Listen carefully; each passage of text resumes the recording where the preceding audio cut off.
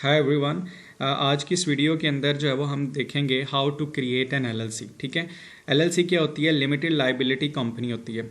और इसके बाद जो है वो इसका बेसिक पर्पस क्या होता है कि ये आपके जो पर्सनल एसेट्स होते हैं उसको प्रोटेक्ट करती है, और इसी तरह जो है वो आपके जो इन्वेस्टर्स हैं या कस्टमर्स हैं उसकी क्रेडिबिलिटी जो है वो इंक्रीज़ करती है, और मिनिमाइज टैक्सेस करती है, और स्ट्रीमलाइन करती है आपकी जितनी भी एडमिनिस्ट्रेटिव रिस्पॉन्सिबिलिटीज़ होती हैं उनको। इस वीडियो के अंदर हमने जो है वो एलएलसी कैसे क्रिएट करते हैं उसके बारे में डिस्कशन करेंगे। So there are two ways to create an LLC. तो फर्स्ट थिंग इज़ कि आप इसको खुद जो है वो या तो इसको खुद जो है वो क्रिएट कर सकते हैं। सेकंड जो है वो ऑप्शन ये है कि आप जो है वो किसी को आउटसोर्स कर लें, किसी को हायर कर लें अपनी सर्विसेज के लिए। So in this video we will look both options. हम दोनों ऑप्शंस को देखेंगे। तो पहले जो है वो हम इसको अगर हम खुद क्रिएट करते हैं तो उसके लिए हमारे पास क्या ऑप्शंस हैं, तो उसको हम देखते हैं। सो देर आर 6 स्टेप्स हैं जिसको हमने फॉलो करना है कि 6 स्टेप्स जो है वो इसके थ्रू हम एलएलसी को क्रिएट करते हैं। तो सबसे जो पहला स्टेप है, आपने अपनी स्टेट को सिलेक्ट करना है। जो भी स्टेट है, जिस स्टेट में भी आपने एलएलसी क्रिएट करनी है उस स्टेट को आपने सेलेक्ट करना है। सेकंड जो है वो आपने एलएलसी का नेम चूज़ करना है, और जो थर्ड है वो आपने रजिस्टर्ड एजेंट जो है उसको चूज़ करना है। फोर्थ ये आपने करना है कि अपने जितने भी डॉक्यूमेंट्स है उसको आपने स्टेट ऑफ सेक्रेटरी को फाइल करना है। और फिफ्थ जो है वो ये है कि create an LLC with the operating agreement. LLC का जो है वो ऑपरेटिंग एग्रीमेंट आपने बनाना है, ये मैं आपको डिटेल से बताऊंगा। उसके बाद जो है वो आपने ईआईएन जो है वो उसको लेना है। ओके, तो फर्स्ट स्टेप जो है वो ये है कि स्टेट का आपने सिलेक्ट करनी है एलएलसी के लिए। तो स्टेट आपने जो है वो सिलेक्ट वो करनी है, अगर आप डोमेस्टिक एलएलसी क्रिएट करें, जिस स्टेट से आप बिलोंग करते हैं उसी स्टेट की जो है वो एलएलसी आप क्रिएट करें। लेकिन अगर फॉर एग्जांपल आप जो वो ऑनलाइन बिजनेस कर रहे हैं या किसी और स्टेट्स में भी काम करना चाह रहे हैं तो उसके लिए बेस्ट ये आप फॉरेन एलएलसी की तरफ जाएंगे। तो उसके लिए आपने स्टेट वो चूज़ करनी है जो बिजनेस फ्रेंडली, जिसके लॉज हों और लो टैक्सेस हों। ठीक है, और इसके लिए मोस्ट रिकमेंडेड जो है वो डेलावेरा और नोएडा की है। Okay, second is choose the name. अब आपने नेम वो चूज़ करना है जो पहले से एग्जिस्ट ना कर रहा हो। It should be different name होना चाहिए, और नेम के साथ एलएलसी आएगा। तो नेम को चूज़ करने के लिए मैंने यहाँ पर एक वेबसाइट का लिंक दिया हुआ है, हम इसके ऊपर चलते हैं और यहाँ पर चेक करते हैं कि आपने नेम कैसे चूज़ करना अपनी एलएलसी के लिए।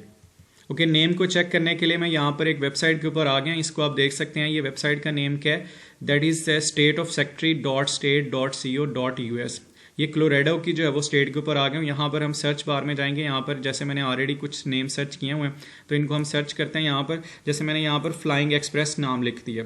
ठीक है, तो इसको हम सर्च करते हैं कि क्या ये कोलोराडो स्टेट के अंदर एलएलसी अवेलेबल है या ये वाला नाम जो है वो मतलब पहले से ही टेकन है। तो इसको चेक करने के लिए जो है वो हमने इसको सर्च ऑफ।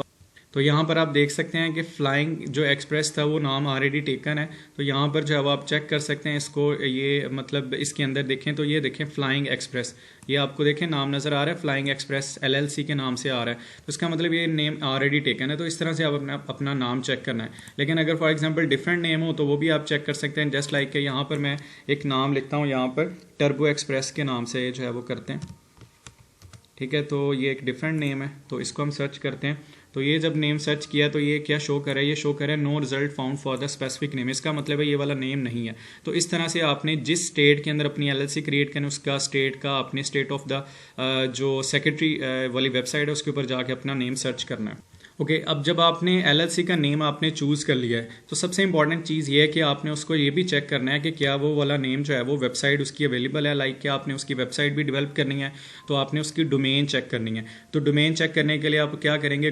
GoDaddy वेबसाइट पे चले जाएं, नेम चीप पे चले जाएं। ठीक है, कोई भी वेबसाइट की जो डोमेन जहाँ से अवेलेबल है उसको आप चेक करके देख सकते हैं कि आपका। तो जैसे मैं यहाँ पर GoDaddy वेबसाइट के ऊपर आ गया हूँ, यहाँ पर आप अपना नेम जो है वो चेक कर सकते हैं। जैसे जो भी नेम है, तो मैंने यहाँ पर नेम लिख दिया टर्बो एक्सप्रेस। तो इसको हम सर्च करते हैं ये अवेलेबल है कि नहीं है। अच्छा, यहाँ पर ये देखें तो नेम तो अवेलेबल है लेकिन इसकी प्राइस बहुत ज़्यादा है क्योंकि ये ऑलरेडी टेकन है। नेम अवेलेबल है, उसने कहा हुआ है turboexpress.com। ये जो है वो अब इसकी प्राइस देखें तो टू मच इसकी प्राइस आ रही है। तो इस तरह से आपने अपना नेम देख लेना पहले से। उसको GoDaddy के ऊपर अवेलेबल भी, उसकी प्राइस भी इतनी ज़्यादा ना, ऑप्टिमम प्राइस। और नॉर्मली जो है वो डोमेन आपको 3 से 4,000 तक मिल जाती है। ठीक है, जो भी नेम नॉर्मली होता है PKR में। और आपने नेम दोनों चीज़ों के ऊपर सर्च करना है। आपने वेबसाइट के ऊपर भी सर्च करना है, यानी GoDaddy से डोमेन भी आपने चेक करनी है, और उसको उस स्टेट ऑफ सेक्रेटरी की वेबसाइट से भी चेक करना है कि वहाँ पर वो एलएलसी का नेम अवेलेबल है। ओके जी, थर्ड स्टेप जो है वो है ये कि nominate your registered agent. Nominate your registered agent के लिए मोस्टली जो है वो इसकी प्राइस होती है। इसके लिए हम वेबसाइट पे जाएंगे, जिस स्टेट का आपने नेम लिया हुआ है उसी स्टेट का आपने जो रजिस्टर्ड एजेंट है वो लेना है। जैसे मैंने क्लोरेडा की डिस्कशन कर रहे हैं तो मैंने यहाँ पर क्लोरेडा रजिस्टर्ड एजेंट जो है वो उसी की वेबसाइट के ऊपर जाऊँगा अभी मैं। तो आपने एजेंट जो होता है वो हमेशा उस स्टेट का लेना है जिस स्टेट के अंदर आप LLC क्रिएट करने लगे। एजेंट बेसिकली क्या करते हैं, जितने भी आपके डॉक्यूमेंट्स होते हैं उसको फॉरवर्ड कर देता है ताकि LLC क्रिएट हो सके। इसके लिए वो सर्विस चार्जेस मोस्टली जो है वो $35 जो है वो यहाँ पर है क्लोरेडो के लिए, वो 1 ईयर के लिए 365 जो है वो डेज के लिए होता है। तो रजिस्टर्ड एजेंट बेसिकली क्या काम करता है, रजिस्टर्ड एजेंट जो होता है वो आपके जो पेपर्स होते हैं उसको स्टेट को जो है वो सेंड करता है आपके बिहाफ के ऊपर। तो अब हम वेबसाइट के ऊपर चलते हैं, मैं आपको बताता हूँ कि वहाँ से आपने किस तरह से इसके फॉर्म को फिलअप करना। ओके, तो मैंने यहाँ पर जो है वो एक वेबसाइट ओपन कर ली है coloradoregisteredagent.com के ऊपर। आपने यहाँ पर आके गेट स्टार्टेड पे चले जाना है। ओके, जैसे आप यहाँ पर आते हैं तो यहाँ पर आप देखें तो वो यहाँ पर आपको चार्जेस बता रहे हैं $35 फॉर 365 डेज़ के लिए होगा, और इसकी जो रीन्यूएबल रेट्स होंगे वो ऑलवेज 35 ही होंगे, और इसमें फुल एड्रेस आप यूज़ कर सकते हैं, और कंप्लायंस रिमाइंडर्स होंगे, और कैंसिल एनी टाइम आप इसको कर सकते हैं।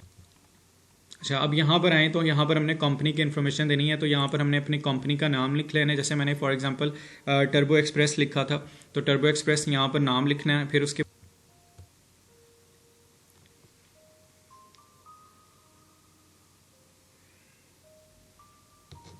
ओके, यहाँ पर आपने कंपनी का नेम लिख देना है। यहाँ पर आपने बिजनेस की टाइप जो है वो उसको LLC सिलेक्ट कर लेना है। नोटिफाई योर अटॉर्नी ये वाले को भी नो कर देना है। और यहाँ पर जो है वो are you changing registered agent, इसको भी आपने नो कर देना। फिर उसके बाद नीचे आते हैं पर्सनल डिटेल्स में। तो यहाँ पर अपने फर्स्ट नेम लास्ट नेम आपने लिख देना, अपना फ़ोन नंबर लिखना है। यहाँ पर कंट्री आप पाकिस्तान सेलेक्ट कर लेंगे यहाँ पर। ओके, फिर उसके बाद यहाँ पर आपका पाकिस्तानी एड्रेस आ जाएगा। एड्रेस जो है वो आपने पर्सनल डिटेल्स में आपने लिखना है। फिर सिटी आपका जिप कोड यहाँ का आ जाएगा। फिर उसके बाद अपने अकाउंट की सेटअप के लिए ईमेल पासवर्ड और कंफर्म पासवर्ड करके इसको आपने सबमिट कर देना। तो यहाँ पर बेसिकली जो है वो हमने जो इसको लेना है ऑप्शनल जो आइटम्स यहाँ पर हमने इसको ट्रेडमार्क सर्विसेज के लिए ले लेना है। और फिर आगे आपने कार्ड की जो है वो यहाँ पर डिटेल्स पुट करके इसको आपने सबमिट कर देना है। तो ये टोटल आपका जो वो बिल बन जाएगा। सॉरी, इसको आपने अनमार्क रखना है। यहाँ पर टोटल आपका जो बिल बन जाएगा वो $35 बन जाएगा। फिर उसके बाद आपने इसको सबमिट कर ओके जी। आफ्टर रजिस्टर्ड एजेंट जो है वो नेक्स्ट जो चीज़ होती है वो आपने क्या करना होता है, you need to file the documents for the officially formation of the LLC with the secretary of state. So mostly इसके लिए जो डॉक्यूमेंट्स होते हैं जिसको हम आर्टिकल्स ऑफ ऑर्गेनाइजेशन भी बोलते हैं या सर्टिफिकेट ऑफ ऑर्गेनाइजेशन भी बोलते हैं, तो इसका बेसिक पर्पज़ क्या होता है, ये आपका ऑर्गेनाइजेशन जो स्ट्रक्चर होता है उसको डिफाइन करता है। और इसके मोस्टली जो है वो जो आर्टिकल्स के 3 प्राइमरी पीस ऑफ इंफॉर्मेशन जो है वो रिक्वायर्ड होती है। सबसे पहले जो है वो LLC के लीगल नेम आपने देना होता है। फिर आपने नेम और उसका स्ट्रीट एड्रेस देना होता है रजिस्टर्ड एजेंट का। और उसके बाद आपने एट दी एंड डिसाइड करना है कि आपकी LLC का मैनेजर कौन होगा। और LLC का जो मैनेजर होगा उसकी 2 ऑप्शंस होती हैं। अगर तो स्मॉल बिजनेस है तो उसके लिए मेंबर्स में से कोई भी मैनेजर हो सकता है। अगर लार्ज बिजनेस है तो उसके लिए आप एक जो आउटसोर्स कर लेते हैं किसी भी मैनेजर को। ओके जी, इसके बाद जो है वो नेक्स्ट जो चीज़ होती है वो आपने 1 टाइम जो है वो सेक्रेटरी ऑफ स्टेट जो होता है उसको फ़ी पे करनी होती है टू अप्रूव योर एप्लीकेशन। तो इसके लिए नॉर्मली जो अमाउंट होती है वो $40 से $500 की अमाउंट होती है। ये स्टेट टू स्टेट वेरी करती है। और इसके बाद जो है वो जो आपकी एप्लीकेशन होती है वो सेक्रेटरी ऑफ स्टेट जो होती है उसको वो अप्रूव कर देता है। इस टेक मोस्टली 3 से 7 वर्किंग डेज ये लेता है।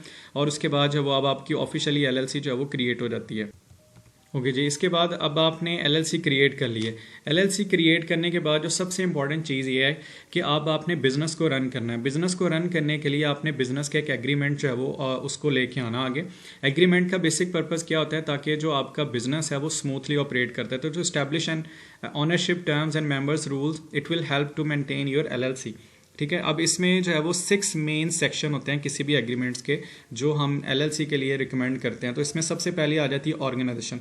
ऑर्गेनाइजेशन में आ जाता है when and where organization was formed and who are the members और ऑनरशिप किसकी है। फिर उसके बाद आ जाता है उसकी मैनेजिंग एंड वोटिंग आ जाती है। ठीक है, उसको मैनेज कैसे किया जाएगा। फिर उसके बाद उसकी कैपिटल जो है वो कंट्रीब्यूशन आ जाती है। कैपिटल कंट्रीब्यूशन का मतलब ये है कि विच members contribute the more financially and how the funds will be raised in future. ठीक है, फिर उसके बाद जो है वो इसकी डिस्ट्रीब्यूशन आ जाती है। डिस्ट्रीब्यूशन में ये आ जाता है जिसमें प्रॉफिट एंड लॉस की बात की जाती है। ठीक है, इसमें जो है वो मेंबर्स में किस तरह से उसको शेयर किया जाएगा।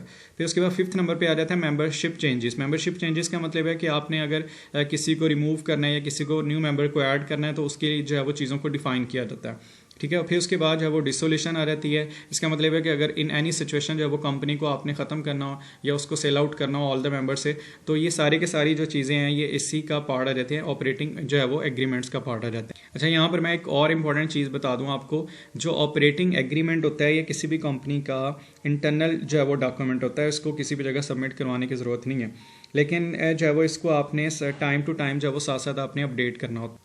ओके, जो नेक्स्ट जो चीज़ है वो that is get an E I N number. ठीक है, ई आई एन बेसिकली होता है क्या है, ई आई एन जो है वो आपका एम्प्लॉयर आइडेंटिफिकेशन नंबर, या इसको हम फेडरल टैक्स आइडेंटिफिकेशन नंबर भी बोलते हैं।